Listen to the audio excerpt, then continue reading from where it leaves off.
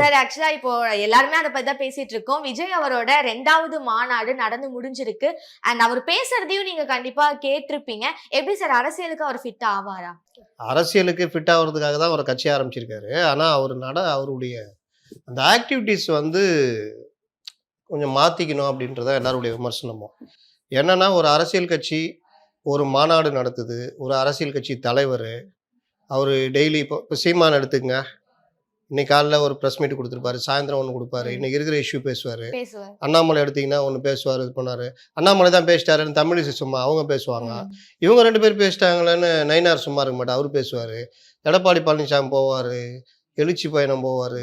Local பிரச்சனைகளை தொட்டு பேசுவாரு. பேசுவாரு. ம். இங்க ஸ்டாலின், உதயநிதி எல்லாரும் பேசுறாங்க.